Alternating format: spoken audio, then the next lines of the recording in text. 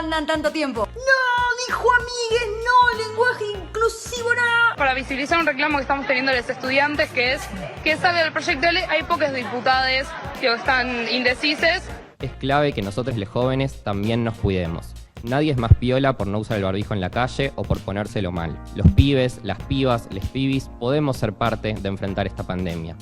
Nos hace repensar un poquito todo a todas y a todes, como decimos. A mí no me gusta el todo, yo digo todos y todas. Yo prometo trabajar cada día por eso. Prometo trabajar cada día para que cada chico, para cada chica, cada chique, que no lo aprendo todavía. Lenguaje inclusivo. ¿Qué nos importa? Santiago Camarbeck, docente de lengua y literatura.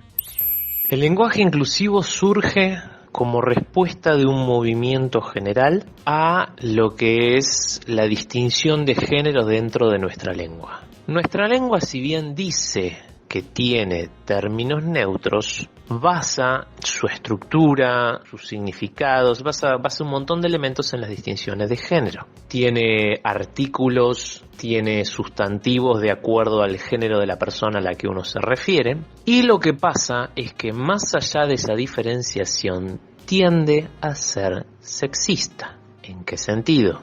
Primero y principal, si bien hablamos de neutros, esos neutros muchas veces no son neutros, sino que son la mayor parte de las veces de carácter masculino. Pero básicamente la idea del lenguaje inclusivo propuesto especialmente por sectores feministas apunta a que el lenguaje sea inclusivo de verdad, en el sentido de que no denote un género al hablar.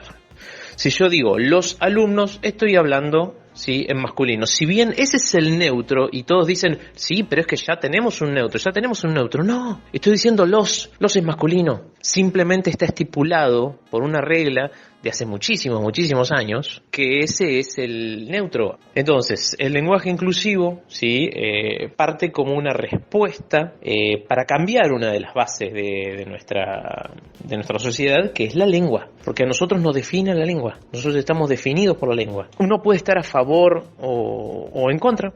Es así de simple. Pero el tema es que, primero y principal, no está aprobado por ninguna academia, no está impuesto en ninguna parte. Va a ser muy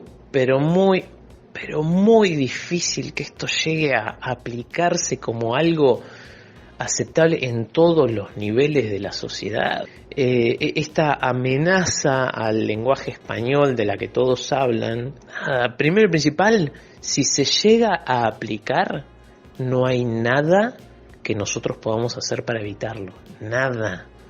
Porque si esto se aplica, va a ser aplicado por uso. La lengua cambia en base al uso colectivo. Si no hay uso colectivo, la lengua no cambia. Viviana Poli, licenciada en Ciencias de la Información y magíster en Arte Latinoamericano. No me gusta, nunca me gustó, que desde dependencias, desde el Estado mismo, distintas dependencias e instituciones, colegios, universidades, se decida ese lenguaje en nombre de una amplitud de criterios, en nombre de una inclusión que en definitiva no es tal, o no logra lo que se supone que debe lograr. A ver, ¿por qué? Este llamado lenguaje inclusivo justamente me resulta lo opuesto en la práctica. Es exclusivo, es elitista, o sea, excluye, maltrata, separa, porque un lenguaje que se decide como el medio para incorporar a unos termina siendo en desmedro de otros. Nunca puede ser llamado inclusivo porque deja de cumplir la función, que es la de conectar, yo diría democráticamente, tanto al que tuvo la oportunidad de ir a la universidad o de completar su secundario, con el que no, con el que pudo tener una educación sistemática y ordenada, con aquel que no la tuvo.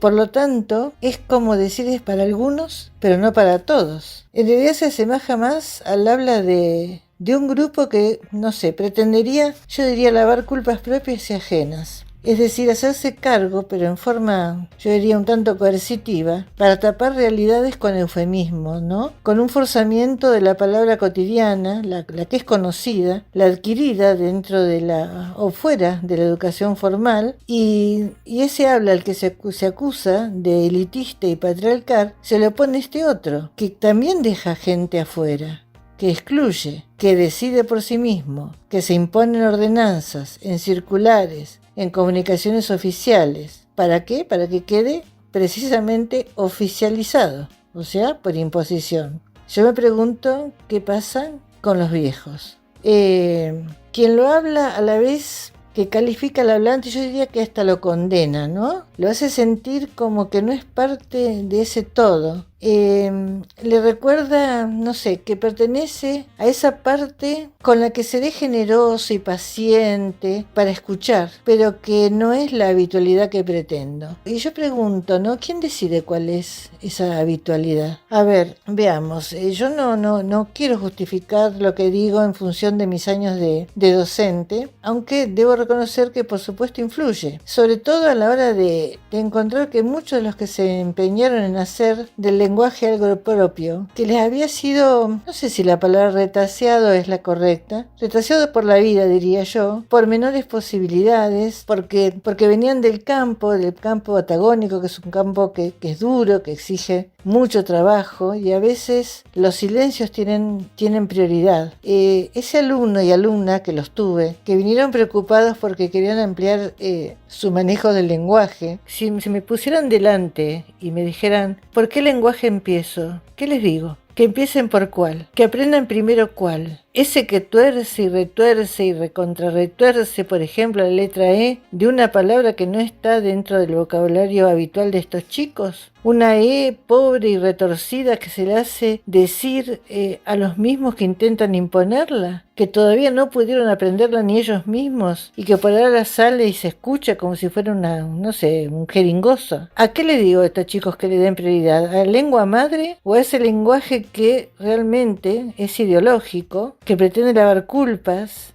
y que por otro lado decide en forma autocrática cómo debe hablarse? Hoy usamos palabras que a veces me pregunto por qué, como sororidad, empoderar, como si fueran la panacea que va a curar los males, los olvidos, las descalificaciones. Yo me pregunto, ¿evitaron que las mujeres puedan decidir sobre ellas mismas? ¿Han evitado las muertes que siguen en aumento, los golpes, los malos tratos, las descalificaciones? No sé, creo que lo que evita eso no pasa por el lenguaje, sino por cosas mucho más profundas. Análisis de los problemas, la protección del Estado para que las personas que sufren ese tipo de problemas tengan a dónde ir, tengan un refugio, tengan reconocimiento, tengan un trabajo, tengan protección, tengan seguimiento. La educación sobre el lenguaje debe ser para mí el de siempre, el de toda la vida.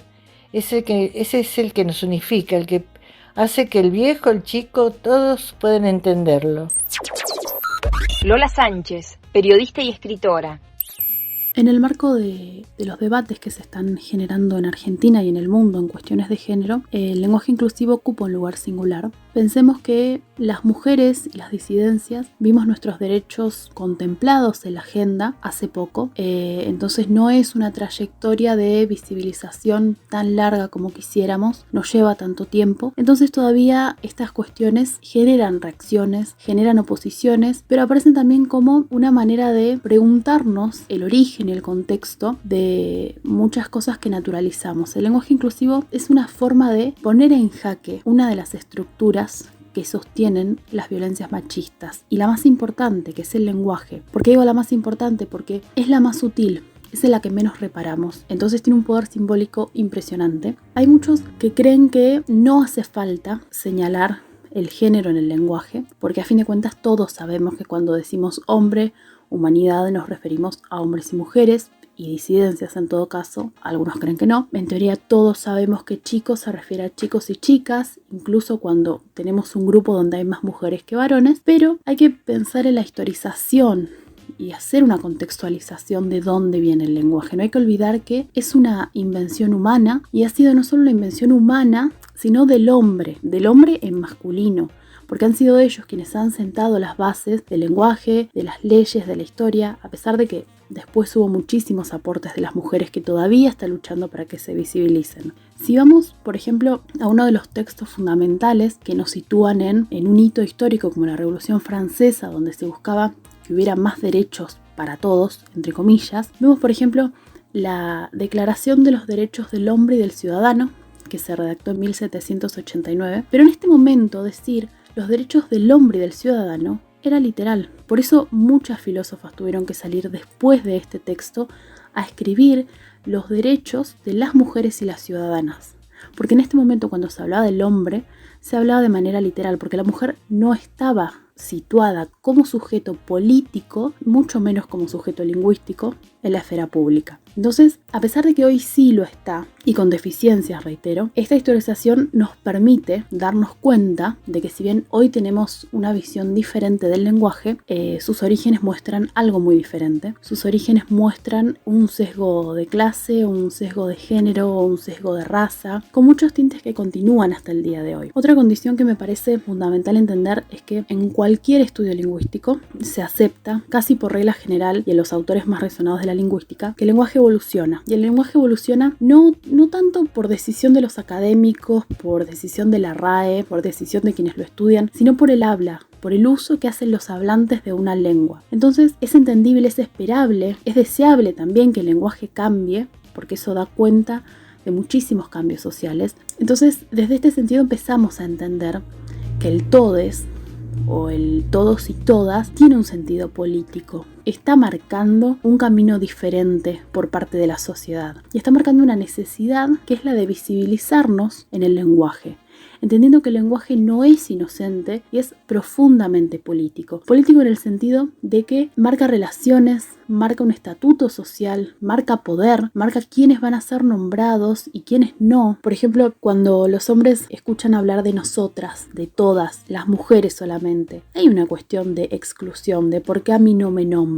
Si uno está en un grupo donde hay 5 mujeres y un hombre y dice todas, el hombre se va a sentir excluido. Nosotras no, porque hemos naturalizado el lenguaje, porque estamos acostumbradas a que si somos 5 mujeres y un hombre y dicen todos, de alguna forma, como nos han enseñado, estamos incluidas. Aunque en este momento y en estos últimos años empezamos a ver que no. Entonces es entendible que para muchos, muchas y muches, este cambio, que no solo significa poner a las mujeres en un espacio visible, en un espacio que se nombra, sino que sean ellas, que seamos nosotras las que impulsamos ese cambio en esto intocable que es el lenguaje, da un poco de miedo para muchos, y esto lo digo en masculino.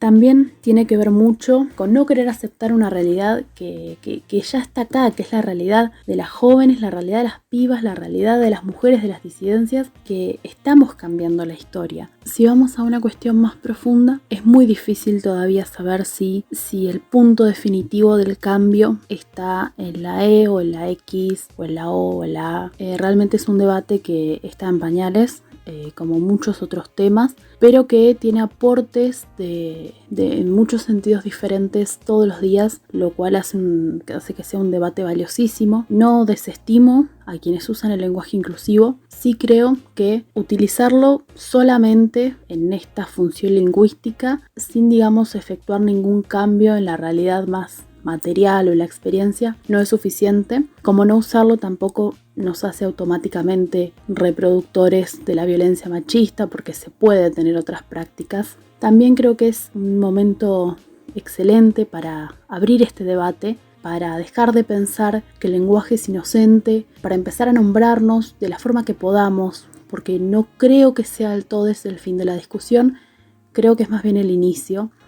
Creo que ha despertado muchas dudas, muchos sentires, muchos pensamientos que no sabíamos que estaban ahí y están, y se está produciendo unos trabajos excelentes, se está produciendo un debate enorme en torno a esto. Creo que es el principio de la discusión y no sé cuál será el final, pero sí sé que hoy en día somos conscientes de que tenemos que ser nombradas y eso es lo más valioso que podemos aportar a la sociedad. Hemos salido del silencio de muchas maneras, desde que hemos podido votar hasta que hemos podido escribir libros, estamos en el arte, la ciencia, estamos en los medios, hablamos como podemos, quizás no de la mejor forma, quizás no con los mejores formatos, quizás ignorando cuál es la forma idónea de nombrarnos, pero nos estamos nombrando y estamos señalando lo que está mal en el lenguaje, y creo que eso es un inicio más que prometedor. Lenguaje inclusivo. ¿Qué nos importa?